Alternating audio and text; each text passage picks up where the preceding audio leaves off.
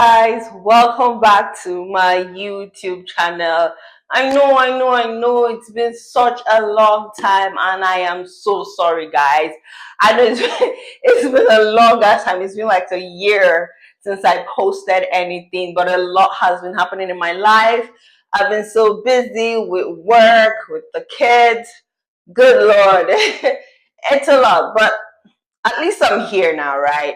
I'm here with you guys. I'm here trying to give you information. Today, we're going to be talking about relocating to Spain. Relocating to Spain as a digital nomad. And once you relocate, you get to be there for 3 years. After 3 years, you know what, you get PR, which is called permanent residency, which kind of allows you to go to any country in Europe that you want to, honestly, which is amazing. And after that, you can get to be a citizen. You have your dual citizenship. You're Nigerian, you're, I don't know, Kenyan, you're Moroccan, whatever ethnicity or whatever, country that you're from. You get to be from that country, also be a Spaniard, Spanish. I'm not sure what to call them, but yeah. So today we're going to be going around. We're going to be talking about the overview. We're going to be talking about the requirements. We're going to be talking about the application process. So one thing I'm going to do is to first start off with the application process for everyone, regardless of wherever you are, what the requirements are. Okay, bear with me. So the digital nomad visa for Spain offers non-EU citizens. So if you're from the EU, honey, you already have what we're looking for. So scroll past this video. So, if you're non-EU, you're outside the EU, you're not from Spain, you're not from Portugal, all the citizens, it does offer them remote work visa that kind of allows them to stay in Spain for up to 1 year, which can be renewed for a maximum of 5 years. So you can work there for foreign countries and also or as a freelancer. And also you can actually work in Spain, but your job in Spain can only contribute to 20% of your overall job. So let's say you have or overall income. If you're making $1,000, your job in Spain can only contribute 20% of that $1,000 that you're making, right? But the majority of the work has to come from outside of Spain. Okay? Now, it also allows you to reside in Spain while enjoying the benefits of living in the country, such as access to healthcare and other services, as well as the opportunity to travel within the Schengen area. Go to Portugal, go to Malta, those nice, lovely places. You get what I mean? So, to be eligible, we're going to jump down into eligibility criteria regardless of where you are in the world, regardless of where you are in the world. First, you must have a remote job. That's a non-negotiable. You have to have a remote job, and your company has to state in the letter that they are giving you that this job is remote and you can work from anywhere. It can be remote specifically in Nigeria. It has to be remote that you can work in anywhere. You can work anywhere in the world, right? You can also be a freelancer or a business owner, right? Or even have a business of yours, but it has to state explicitly in your contract letter or the letter you're going to be getting from your HR, human resources, that your job can be performed remotely. It doesn't require you to be specifically in that country that you're in. The next one is that you must be employed by a country outside of Spain. So you have a remote job and the company that employed you is in Spain. Yeah, you can't get there. I'm sorry. If the company is outside of Spain, you can get it, or you work for freelancers, clients outside of Spain. Then you're eligible. The next one is you must have contract proof of contract or proof of employment. Kind of like your employment letter, right? That kind of works for you. You can also get like an additional add-on to kind of solidify everything later from your HR saying, hey, this is who this person is, this is the job they do, this is how much they earn, this is their weekly hours, and they can do this remotely, right? You can have that too, which is fantastic for you. And the date and the timestamp kind of like solidifies everything. That's like a great add-in that you can have. The next one is you have to have your highest qualification translated to Spanish, because You give it to the government of Spain. They need to speak. You need to speak Espanol. You're going there. No, I'm too dramatic. I'm sorry. You have to translate your highest qualification to Spanish before starting your process, and have that approved by your education board wherever you are. Right. So if you're wherever you are, you need to get your education board to approve that. You just need to have a stamp on the translation and on the original document as well that says, hey, we approve this, this is not scam, and stuff like that. They have the way of doing it, and once you get it to the education board, they know what is expected of them. The next one is that you must have a comprehensive health insurance valid in Spain. So you can get one from anywhere you are, and but it must be valid in Spain. So just in case, right? You need to have your police character certificate. It basically says that, hey, this person is not a criminal in your country of residence, right? And also you're not a criminal in Spain, or a wanted criminal in Spain. You also need to, sometimes they might request for you to show proof of accommodation in Spain. So you can book like an Airbnb or with Verbal, whatever app you want to use, book that to kind of show, hey, this is where I intend to stay once I get to Spain. Okay, so if you're coming with family as well, you need to make sure that you meet the additional financial requirements. You also need to make sure that you have proof that, hey, this is my kid, or hey, this is my wife, your legal wedding document, or the birth certificate for your kids. Your name has to be there to show, hey, I'm their father, or hey, I'm their mom. Okay. And for when it comes to income requirements, you need to demonstrate that you earn a minimum monthly income to support yourself while living in Spain. So one thing about this is that they usually request that your income to be 200% of their minimum wage, and their minimum wage right now is around 1,134 euros, which is roughly around 1,150 USD. So you need to make sure you have 200% of that. So just that 1,124 times two. That's what you need to have, or what you need to earn on a monthly basis to say, hey, okay, I'm eligible.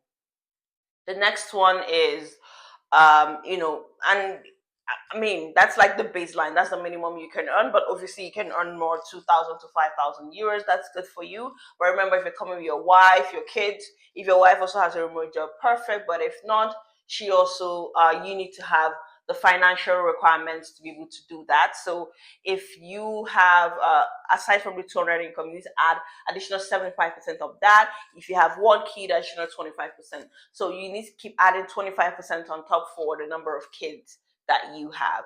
I would give you a simple math just close to the end of this video around the breakdown. And so once you have that, the documents that you need would be a completed visa application form.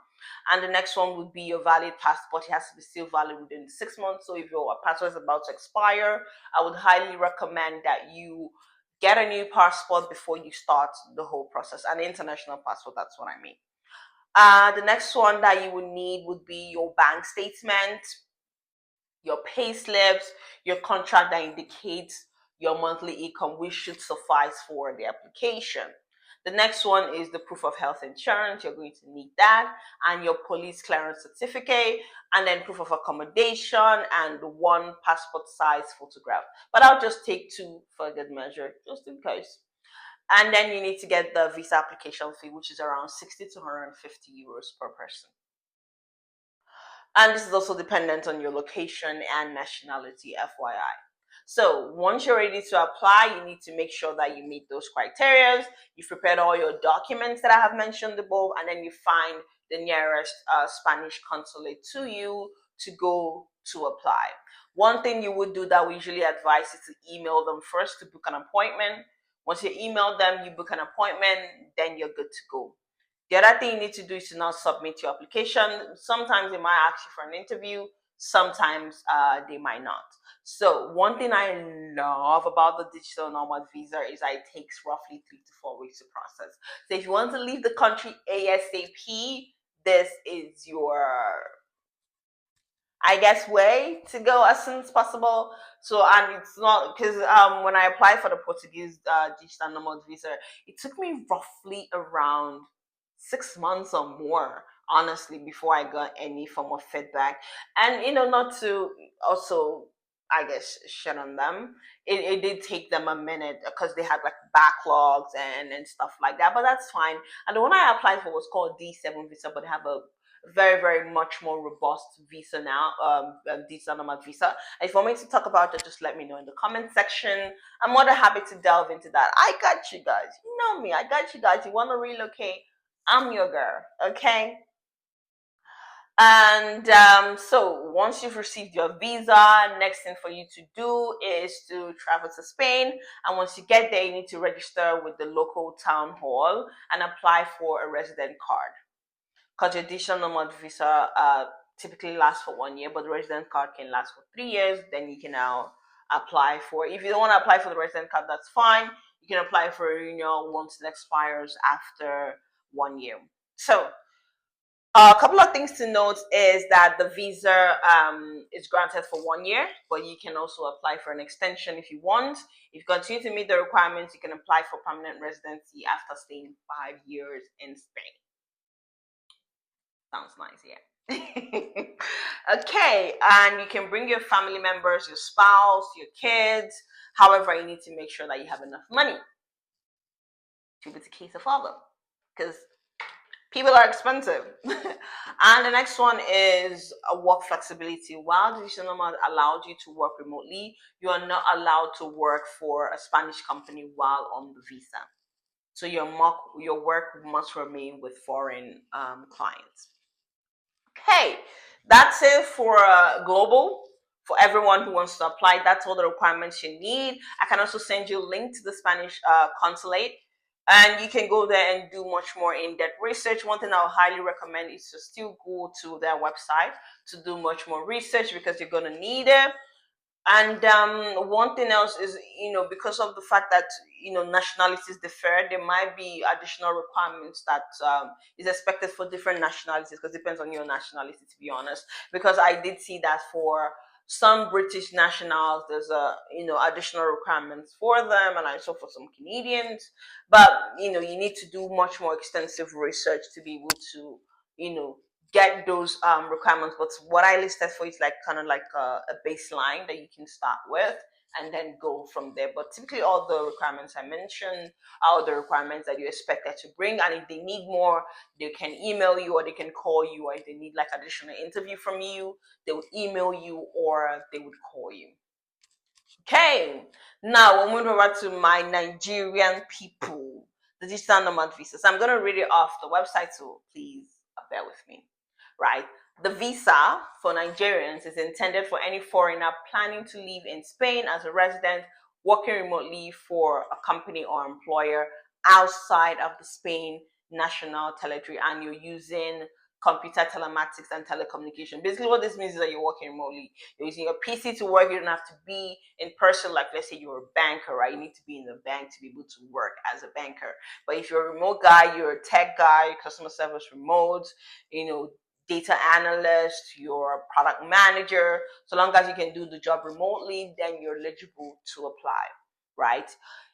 If you're self-employed, he can also work for a company located in Spain, as long as the percentage of the work does not exceed 20% of the total amount of his or her professional activity. It just basically says that if you're self-employed, you can work for someone in Spain, but it will not exceed 20% of your total amount of work that you do, for the employer. So if you're earning $10,000, for example, $10,000 should come more from the company outside of Spain than more so from the company inside of Spain, right? And also, you must have an undergrad or postgraduate degree from a university, a business school, or have at least 3 years of work experience in your current field. So one thing this says is that you need to have a BSc or an MSc, or any other certificate that you would usually have, or have at least 3 years work experience working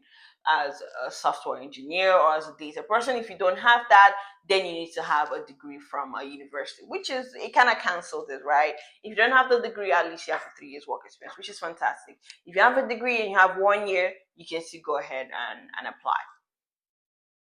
And also, another thing is that you can also apply um, with your spouse, right? Or even if you have a married partner, your girlfriend, boyfriend, you can apply with them, but it has to be proof that you guys are in a civil relationship.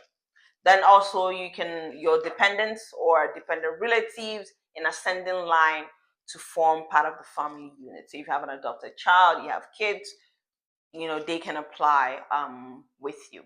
The next thing is for required documents, you need to have the national visa form in English and Spanish, duly completed, dated, and signed.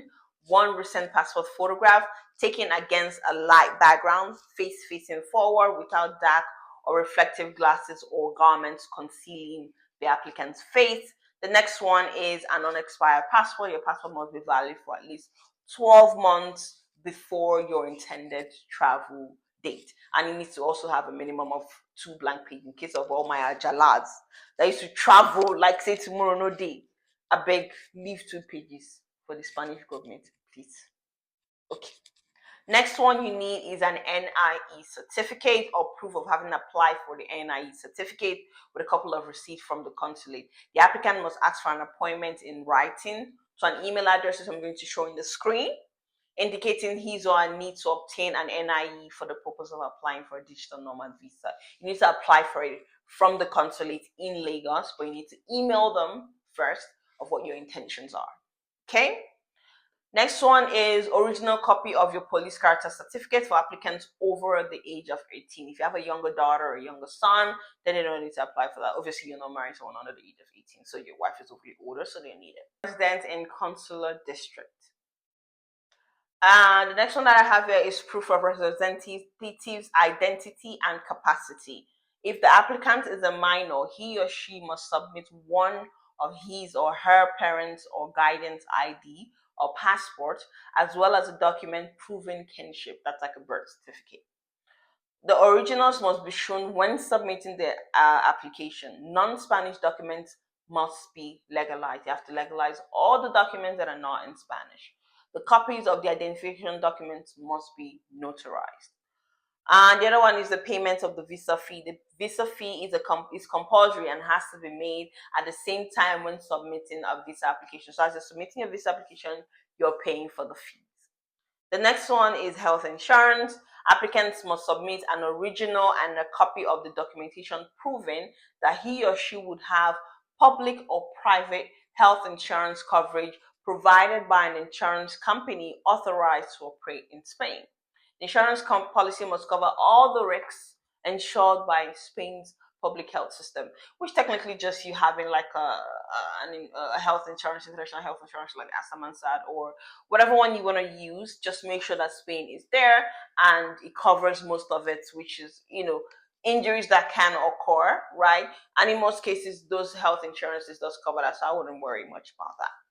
The next one is documentation, proof of financial means. Financial means must be at least 200% of the monthly Spanish national minimum wage, which, like I said before, is 1,134 euros as at 1st of January 2024.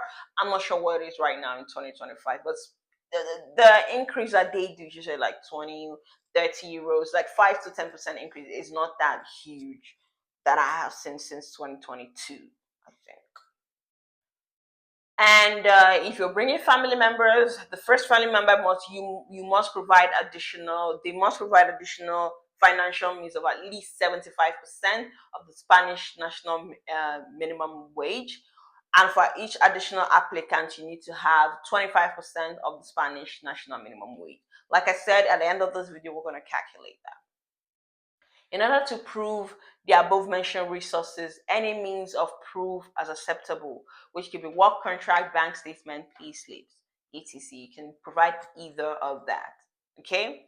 And then the next one you need is certification of working for at least 3 months prior to your visa application for a foreign company. To this end, the applicant must submit a certificate issued by the company declaring the following: the applicant is an employee, which is the additional document that I mentioned before.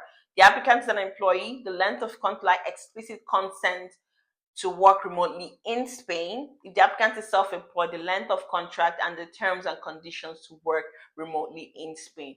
Your HR needs to state this explicitly.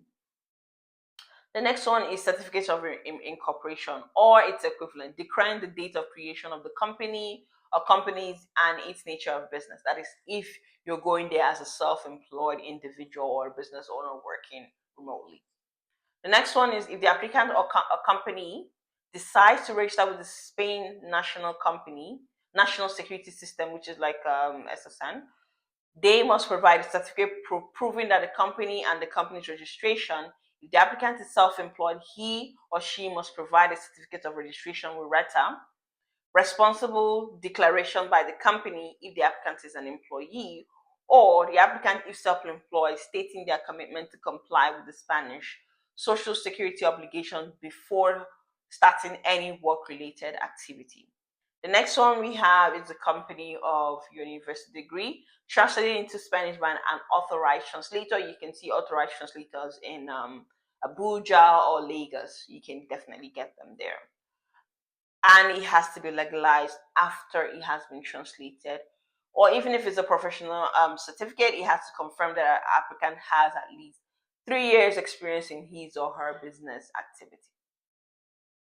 Now, if you're coming with family, there are documents that they expect you to have. And the first one is for each family member accompanying the worker, all documents listed must be submitted, the ones that we listed above before, which is health insurance and all that. And also proof that you are related to that person. If it's married couples, original copy of your marriage certificate, legalized and translated into Spanish, must be submitted. If you're civil partners, a certificate confirming that the relationship is accounted for in a civil registry, or documentation proving that the couple qualifies for a civil partnership, even if not legally registered as such, must be submitted. This documentation must be legalized and translated into Spanish. If you have kids, original copy of the birth certificate must be submitted. This documentation must be legalized and translated into Spanish. In case of adult children, documents proving their financial dependence and civil status. For relatives in ascending line, documents proving that they are in the worker's care, right? When necessary to assess the application, the consular office may request additional documents, data, or even a personal interview. So that's pretty much it.